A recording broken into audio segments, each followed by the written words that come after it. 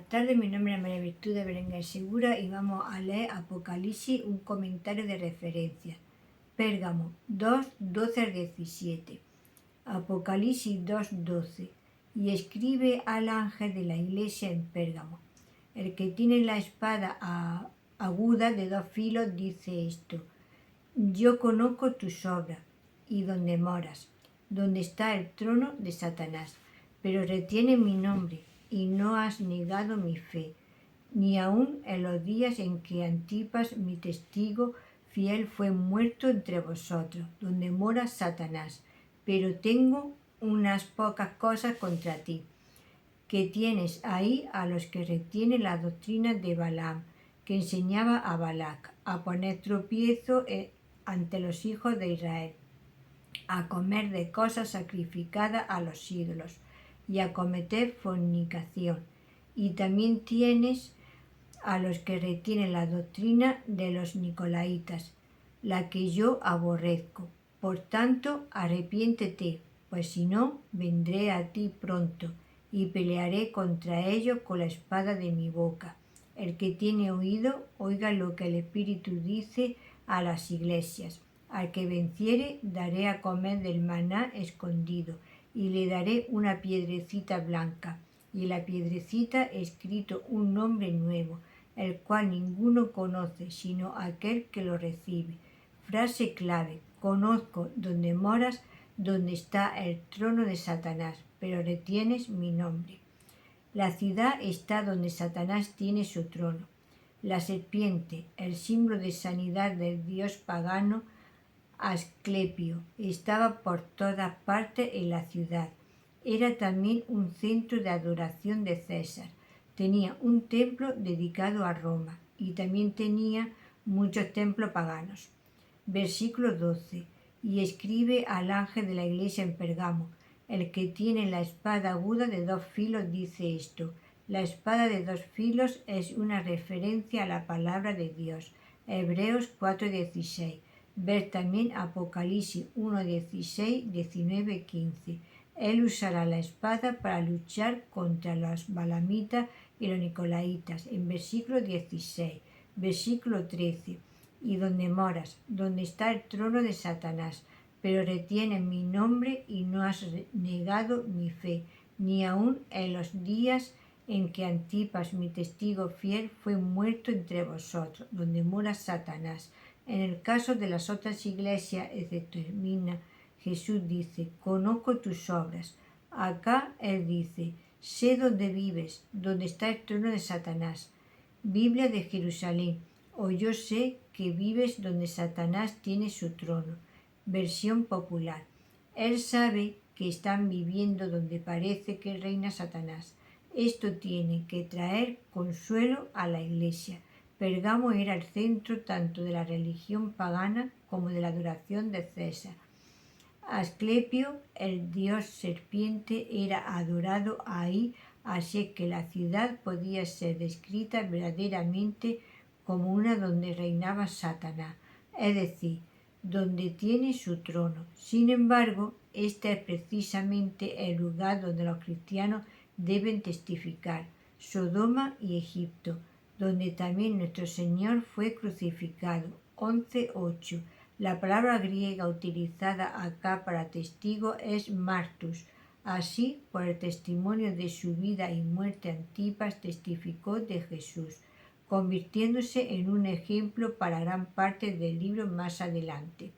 Jesús conoce nuestras circunstancias. Él conoce la iglesia en Pérgamo, donde Satanás tiene su trono. Sabe del martirio de Antipas. Esto debería traer consuelo a los santos. Jesús es el testigo fiel. 1:5. Antipas fue uno que siguió el ejemplo de Jesús y permaneció fiel hasta la muerte.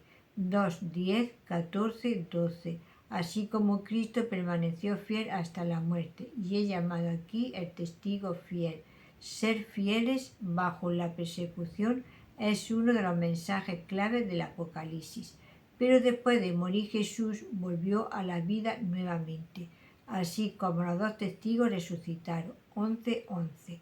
En Apocalipsis encontramos aquellos que murieron por causa de la palabra de Dios y el testimonio de Jesús, pero están vivos en el cielo y vivirán por la eternidad al tomar de las aguas de la vida.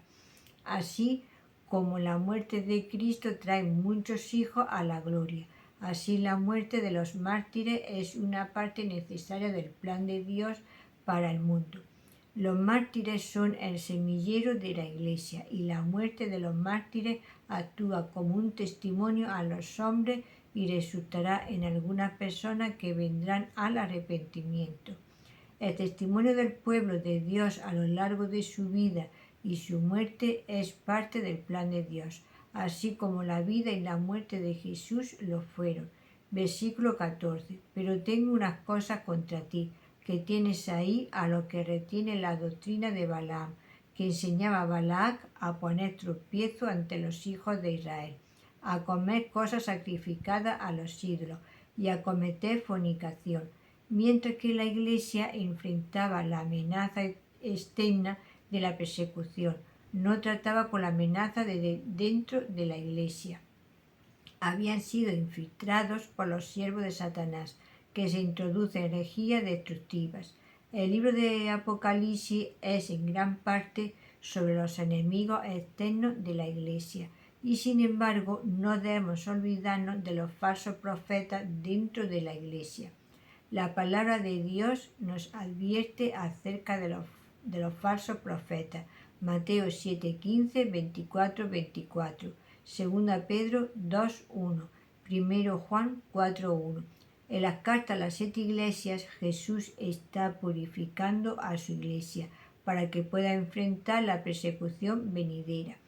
Para Balaam, el falso profeta, vea Números 22 a 25, 3, 31, 16, 2 Pedro 2:15.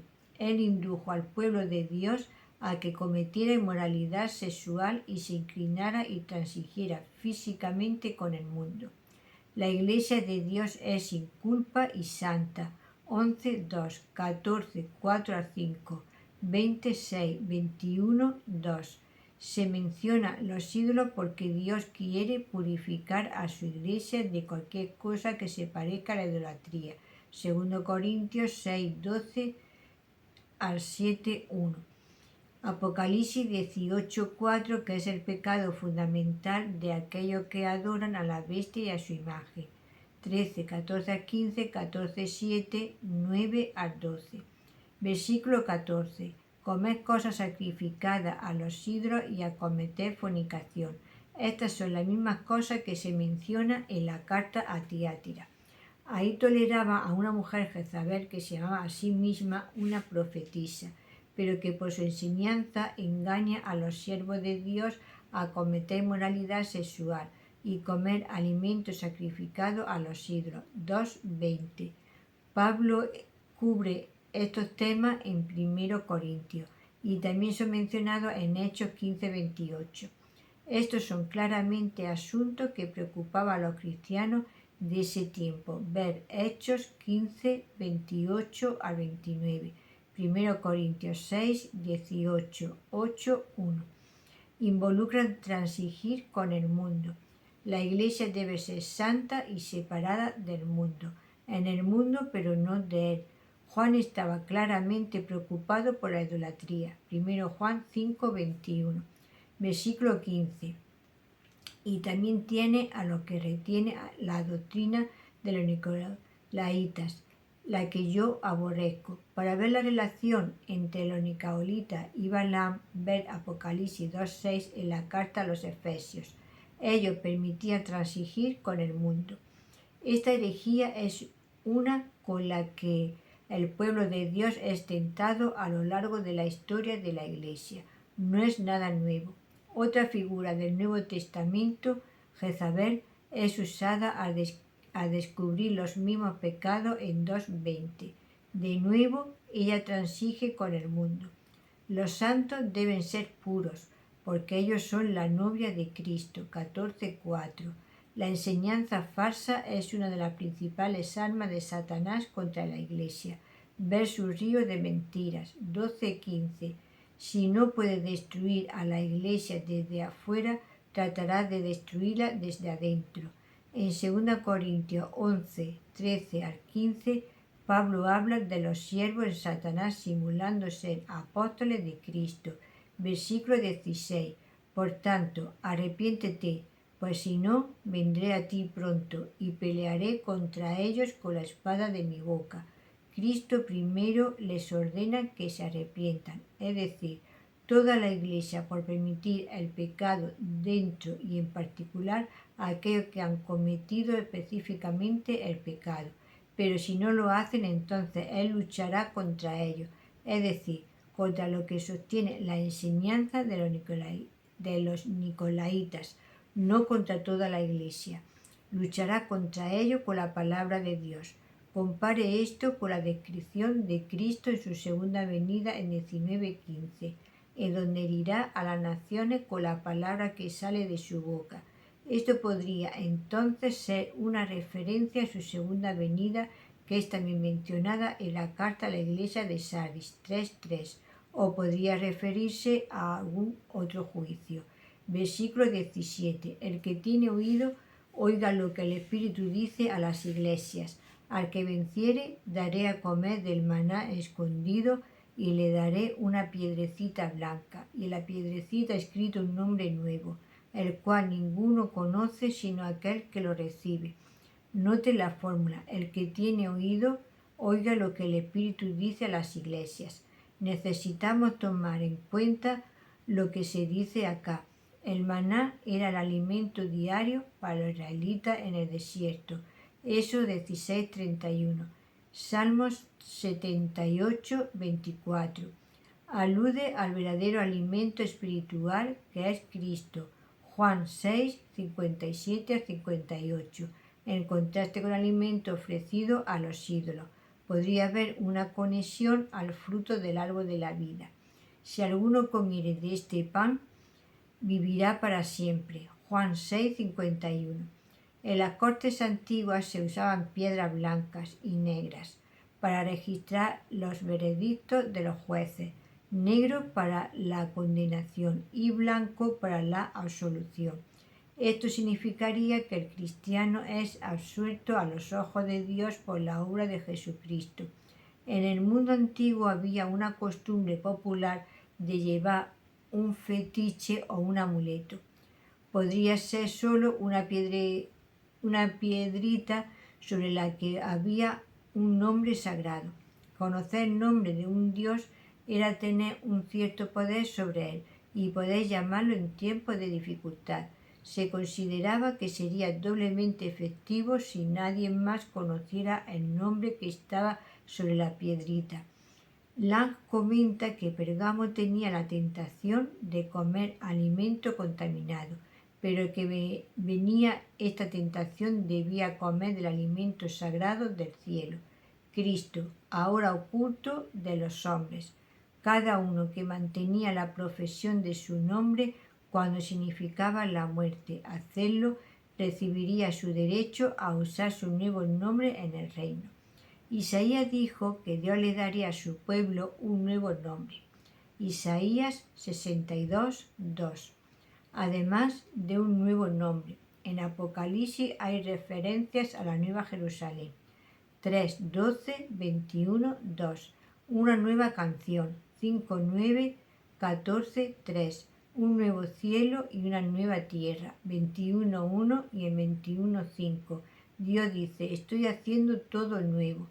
El nuevo nombre sería apropiado para una nueva vida y estado en la nueva creación y sociedad de Dios. El viejo orden de cosas ha pasado. Los santos vivirán en un nuevo cuerpo y el nombre nuevo significa la muerte de una vieja vida vivida en un cuerpo que se corrompe en medio de un mundo corrupto y el comienzo de una nueva vida incorruptible. La nueva canción solo podría ser aprendida por los redimidos de la tierra, y el nuevo nombre es parte de la recompensa de uno por permanecer fiel a Jesús mientras estuvimos sobre la vieja tierra. Es interesante notar que Sarai, Abraham e Israel todos recibieron un nuevo nombre de parte de Dios para denotar un cambio de su antigua vida a una vida posterior, a una nueva revelación de Dios.